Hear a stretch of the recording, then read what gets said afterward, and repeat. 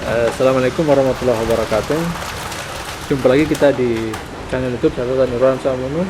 Kali ini kita bersama dengan Rektor Universitas Muslim Buton, Bapak Dr. Haji Sujiton, yang mana belum lama ini baru saja Universitas Muslim Buton menggelar Desnatalis yang keempat dan juga baru saja melaksanakan pertemuan saudagar dalam konteks kebutonan.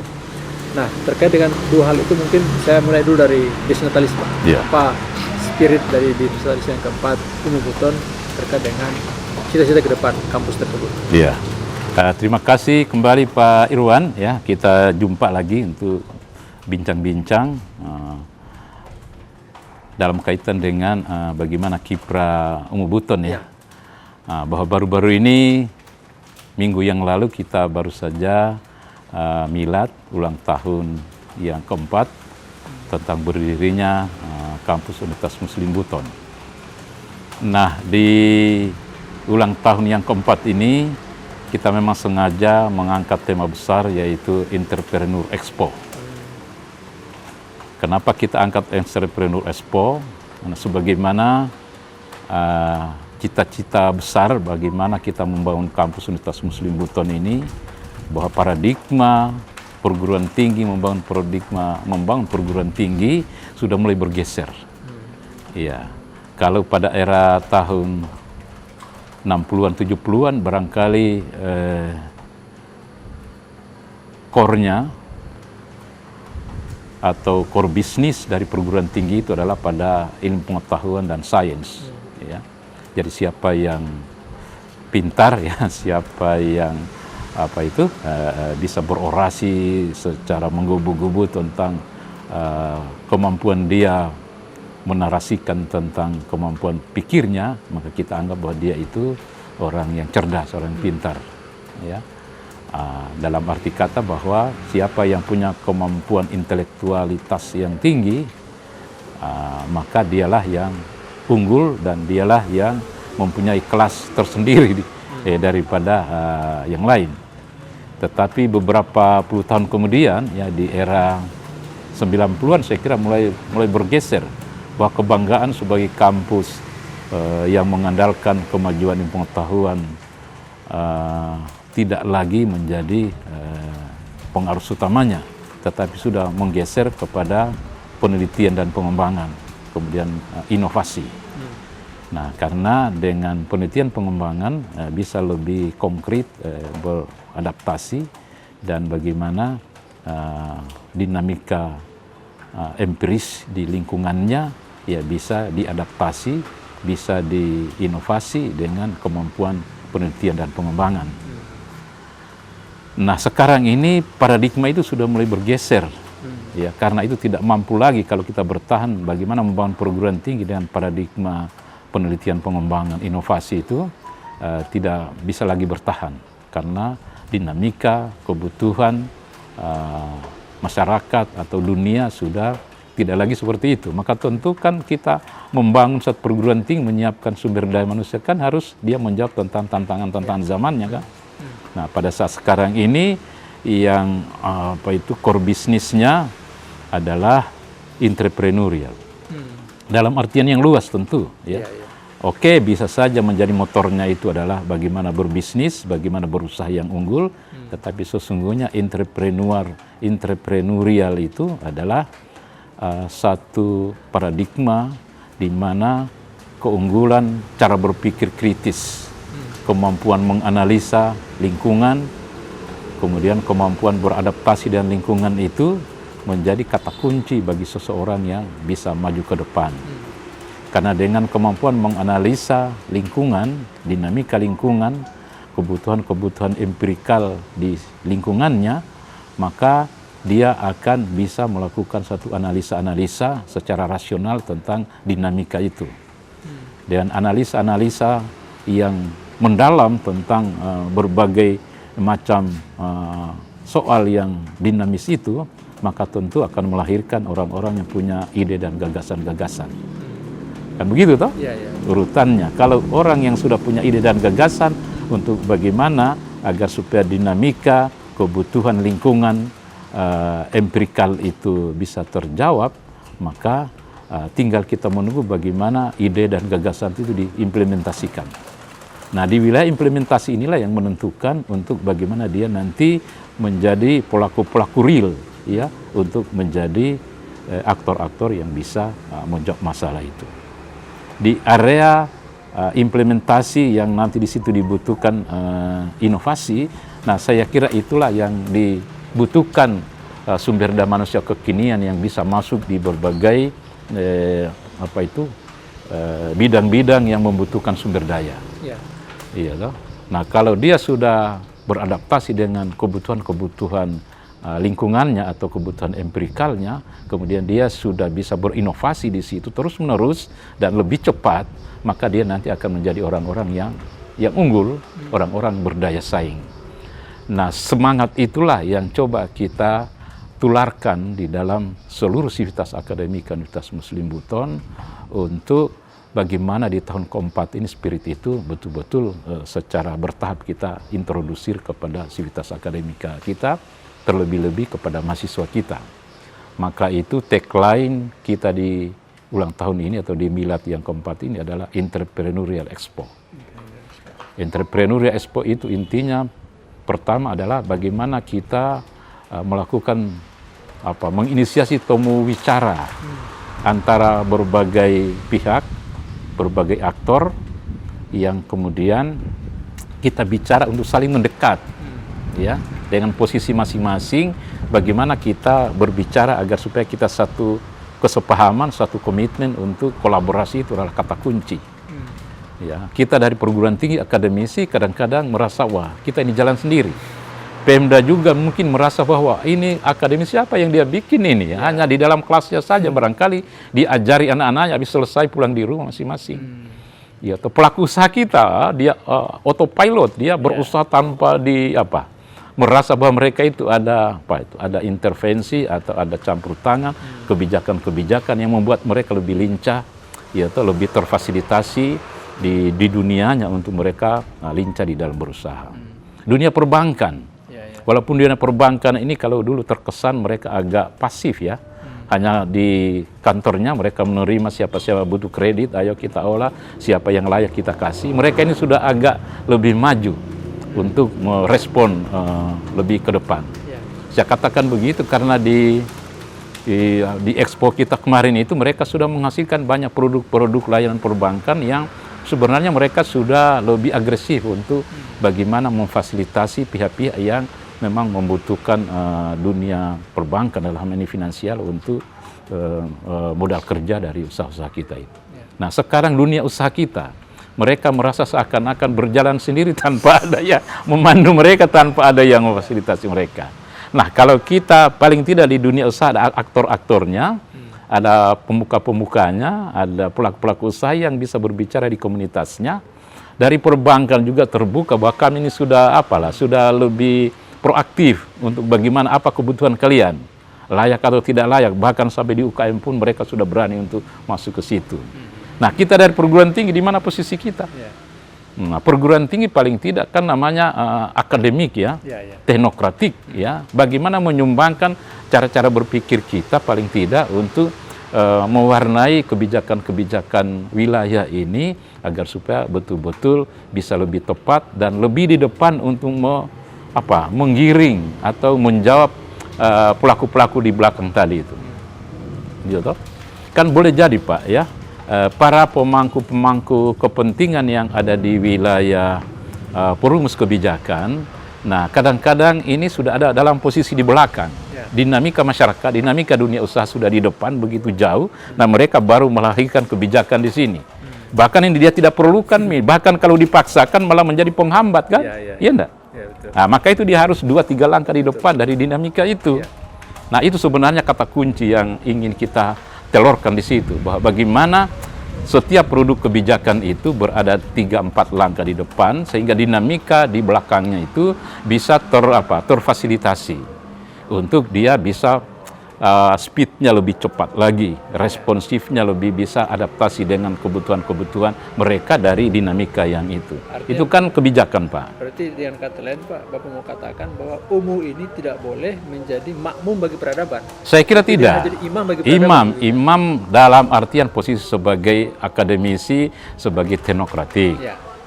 Kan begitu ya. Nah, sehingga kita dari secara teknis ya, di fakultas-fakultas kita itu kan ada fakultas-fakultas yang memang sangat dekat dengan dengan dunia usaha ya. Kami ada FEB, Pak, Fakultas Ekonomi Bisnis.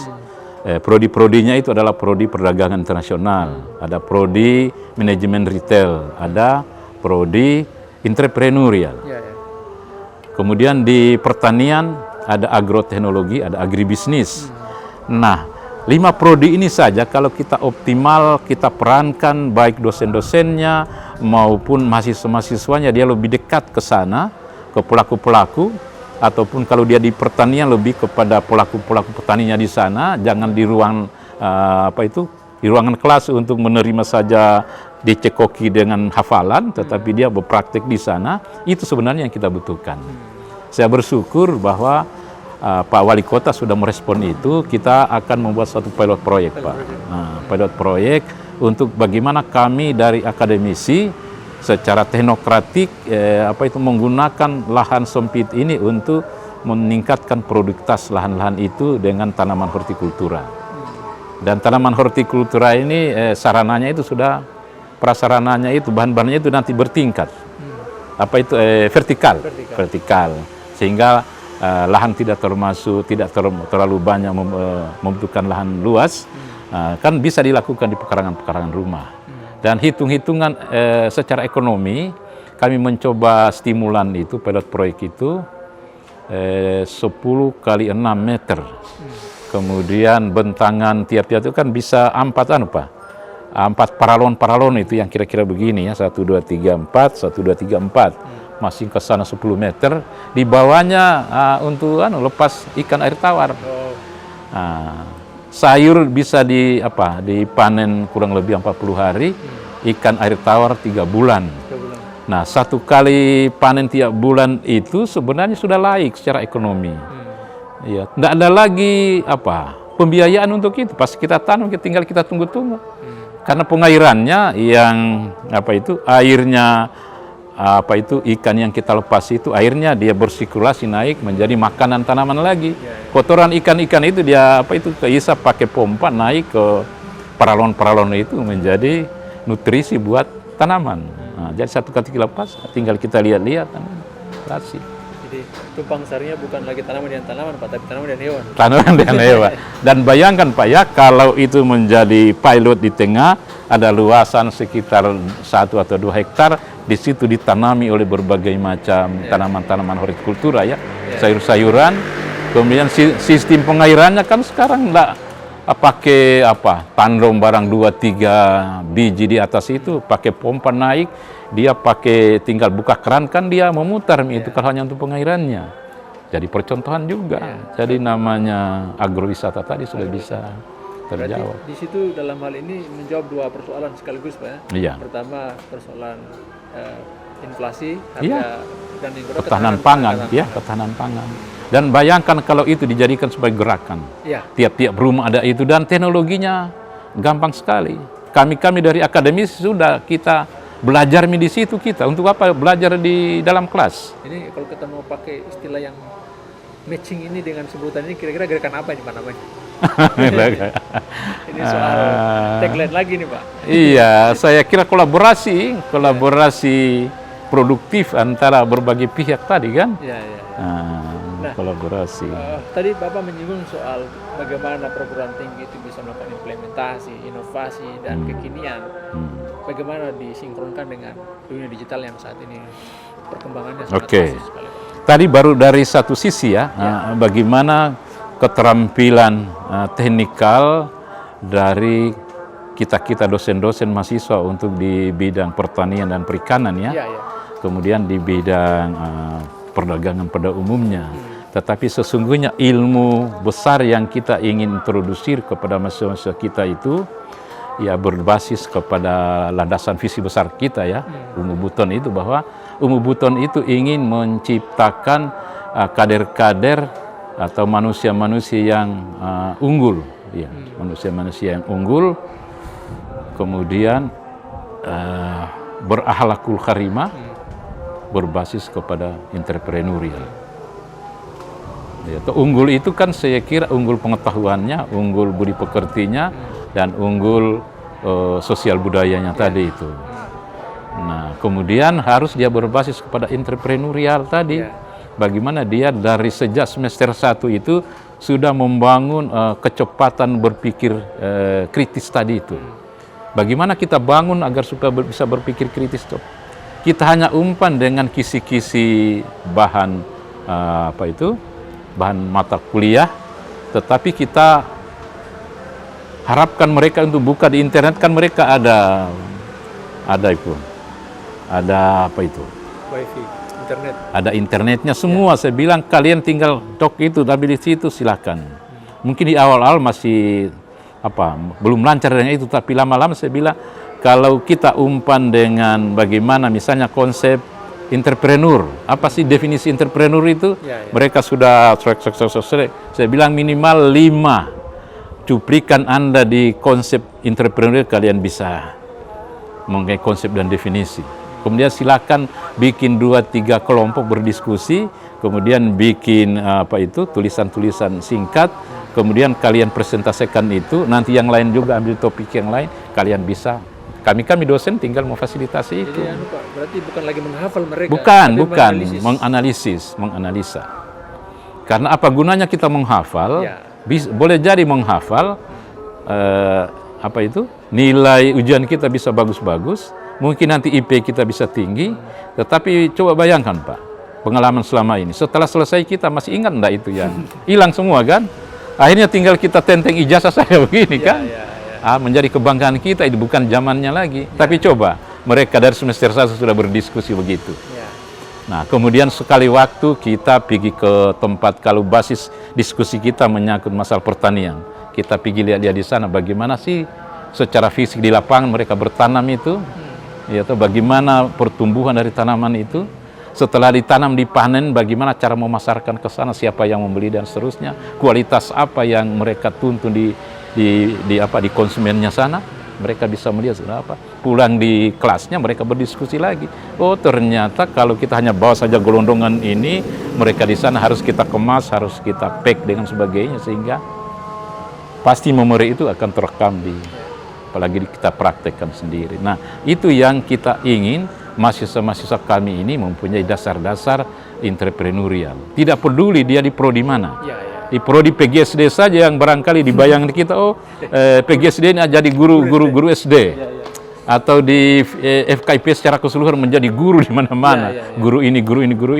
Mereka itu sudah tersimpan kesan bahwa mereka guru itu jadi guru, tapi ada nanti kita berusaha di bidang apa nanti yang menjadi passion, hobi, bakat. Bakat orang kan kadang-kadang nggak muncul itu ketika kita kuliah. Sehingga kami sebenarnya di awal-awal itu bagaimana kita mediasi anak-anak mahasiswa itu untuk keluar semua namanya hobi, bakat atau passionnya itu, sehingga kita bisa kelompok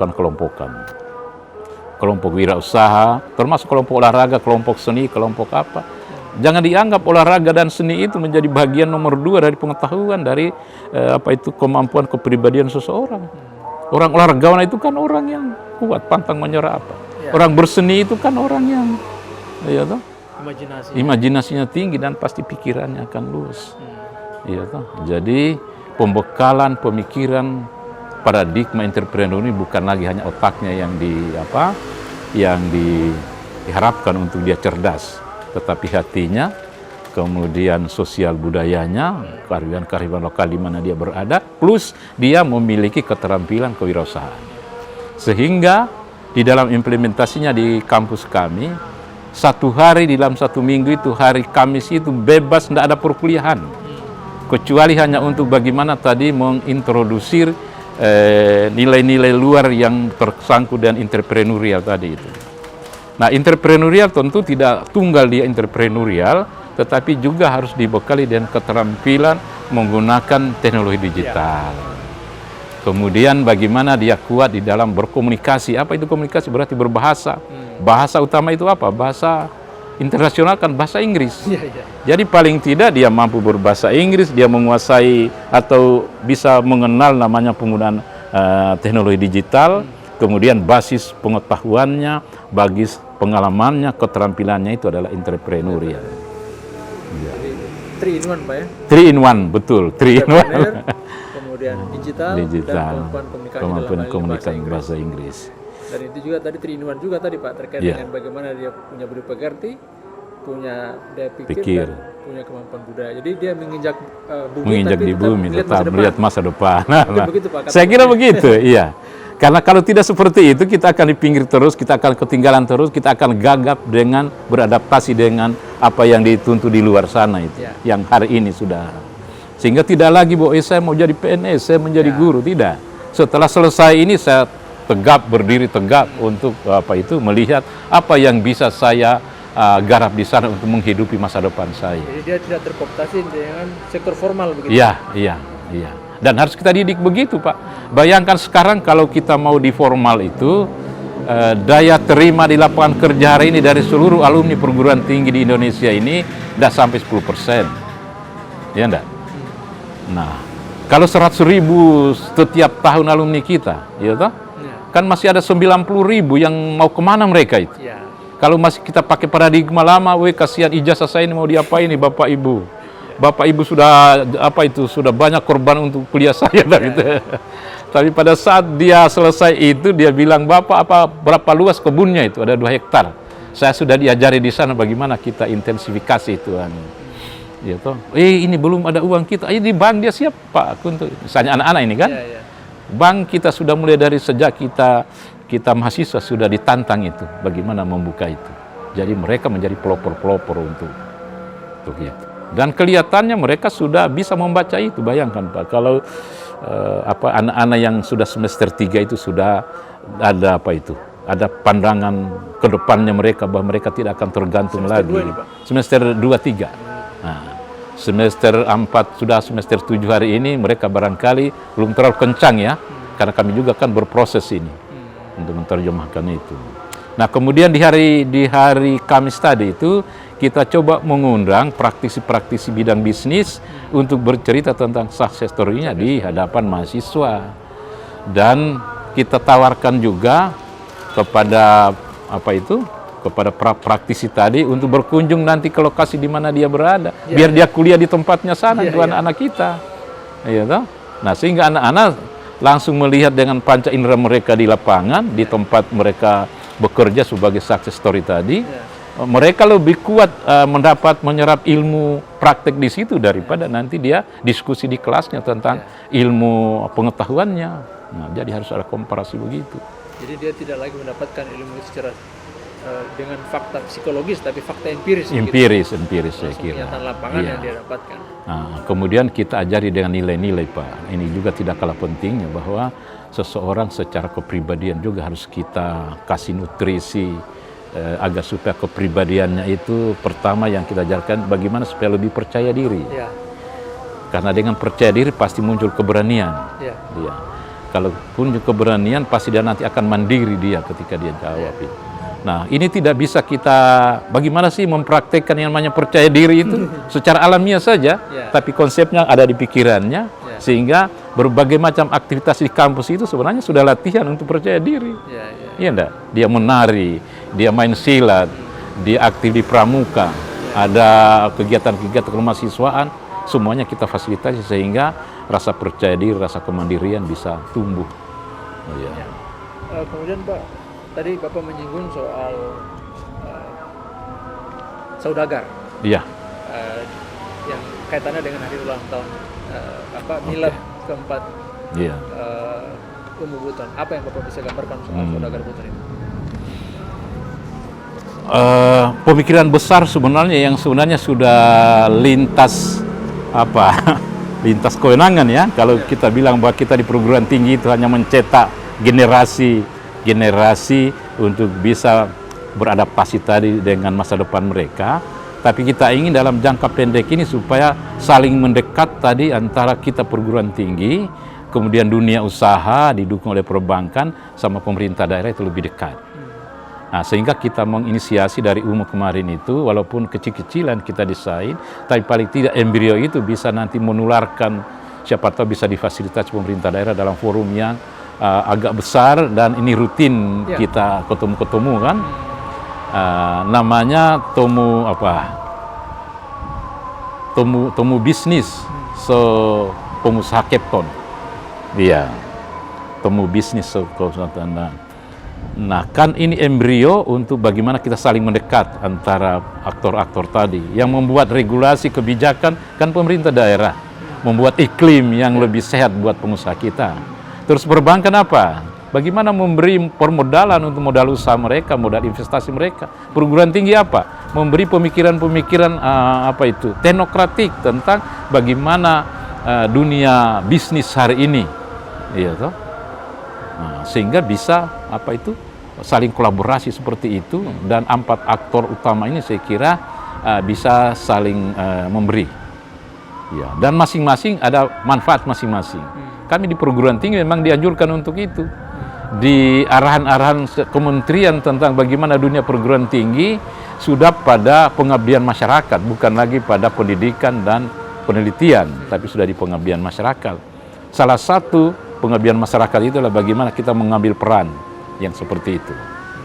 Gimana mengambil peran. Nah, ini baru tahun pertama Pak ya, Temu Bisnis pengusaha Kepton ini. Baru tahun ini, kira-kira arah ke depan itu seperti apa? Iya, kita ingin sedikit membentuk suatu pengorganisasiannya dulu. Maka itu Pak Ketua DPR ini kan dia juga sebagai pelaku usaha ulung ini. Kemudian dia kan dalam posisinya di masyarakat, dia Ketua DPR, dia Ketua Partai. Saya bilang dia layak untuk katakanlah mengorganisir komunitas pelaku usaha ini untuk bagaimana mengambil peran di dalam kekinian tentang para pelaku usaha ini untuk berperan lebih kuat lagi. Tidak lagi kita menggunakan paradigma lama kan begitu itu. Bahkan ada pemikiran-pemikiran besar kita bahwa jangan hanya kita pengusaha-pengusaha, apalagi hanya di lingkup kota. Ini pengusaha di wilayah-wilayah kita ini sudah banyak ini. Ya toh. Kalau perlu ada namanya temu bicara saudagar buton, termasuk yang di luar wilayah. Saudagar-saudagar pengusaha kita di Maluku, di Papua, di sana, saya kira mereka itu rindu untuk bagaimana diundang dengan kapasitas mereka sebagai orang-orang berhasil di luar itu untuk, dan saya kira dia tidak akan tuntut saya siapa yang biayai saya pulang di sini. Saya yakin bahwa sekelas mereka itu mau. Bayangkan kalau kita kumpul semua Pak, dari semua itu. Kemudian kita sedikit kita lihat nih wilayah kita ini di mana Bapak bisa masuk ini. Misalnya Pak Wali bilang begitu toh, yang dari kontraktor bagaimana, dari dunia usaha macam-macam lah. Tanpa pun begitu sebenarnya secara sukarela melihat peluang ini kan sudah banyak ya. Kayak di depan rumah saya itu kan ada 2 sekawan itu kan. 2 sekawan itu kan di mana-mana, ada sudah 4 kah? 2 sekawan ini mana-mana. Belum di Bobau itu Pak.